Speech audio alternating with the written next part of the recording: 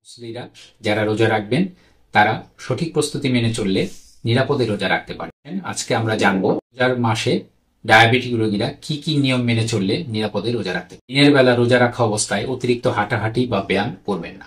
ইফতারের 1 ঘন্টা পর অথবা রাতের খাবারের আগে হালকা হাঁটাহাঁটি বা ব্যায়াম করুন। মুসল্লিরা যারা তারাবির নামাজ পড়ে থাকেন তাদের ক্ষেত্রে তারাবির নামাজই ব্যায়াম হিসেবে কাজ করবে। সেহেরিতে একদম না খেয়ে বা অতি অল্প পরিমাণে খেয়ে রোজা রাখবেন না। ইফতারের সময় একেবারে অতিরিক্ত খাবার খাবেন না। ইফতারে ভাজা পোড়া জাতীয় খাবার, তৈলাক্ত খাবার পরিহার করুন। চিনি বা শরবত জাতীয় খাবার, জিলাপি, মিষ্টি এবং চা কফি ইত্যাদি ইফতারে পরিহার করুন। ইফতারে পর্যাপ্ত পরিমাণে ফল, শাকসবজি, সালাদ ইত্যাদি খান।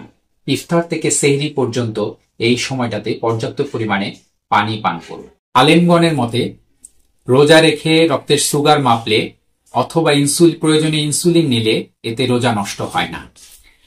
ডায়াবেটিস বা রক্তের সুগার মাপার আদর্শ সময় হলো সকাল 11টায় ইফতারের আগে খালি পেটে এবং ইফতার খাওয়ার 2 ঘন্টা পরে।